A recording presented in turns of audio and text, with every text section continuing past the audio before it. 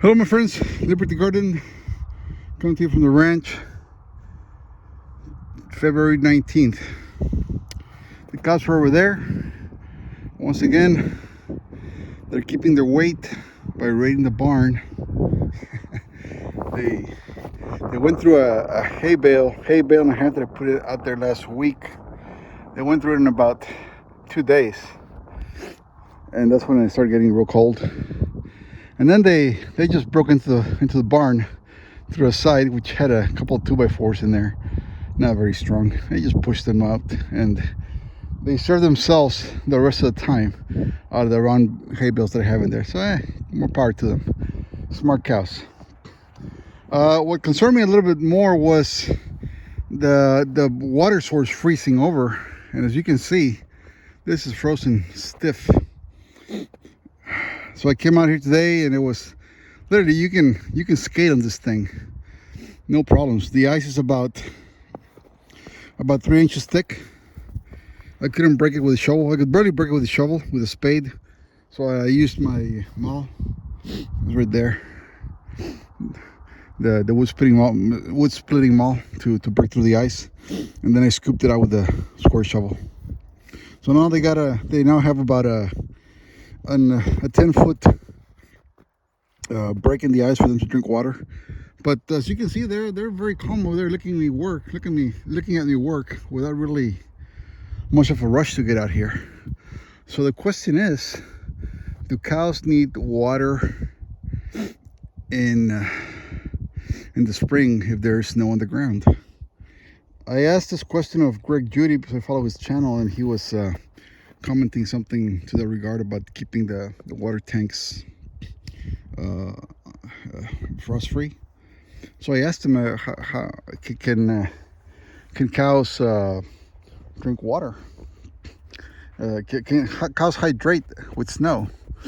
So I read in a study from the University of Utah, the Extension Office of Utah, that cows do hydrate with fresh snow, so long as it's not trampled. And Greg Judy kind of confirmed that. He says, well, if they are eating hay, they need fresh water. But if they have access to pasture where they go in and kind of move the snow to the side and get to little greens at the bottom, then they get most of their hydration from snow. It makes sense because, yeah, I know the cows raided the barn, but I bet they're also coming out here and going at it on the little grass that's underneath the snow. Some winter grass is starting to emerge. And they're not in any rush to come drink water here. You can see them over there. And they haven't lost any weight. So there you have it, folks. I think cows can survive. At least these ones have survived for about 3 days now with a fully frozen pond. And no big deal. I read this the day after we had a hard freeze. I read about it in case I needed to make an emergency trip out here. But then I read that, and then I got that answer back from Greg Judy, and said, so it's okay. For a moment, I thought the cows might be able to break the ice if they needed to, but now that I see it, it's just pretty thick. I don't think they would really need to pound on it to break it, but I don't think so. I mean, I don't think the cows would do that. Who knows? They break into the barn, so they might just decide to jump on top of it.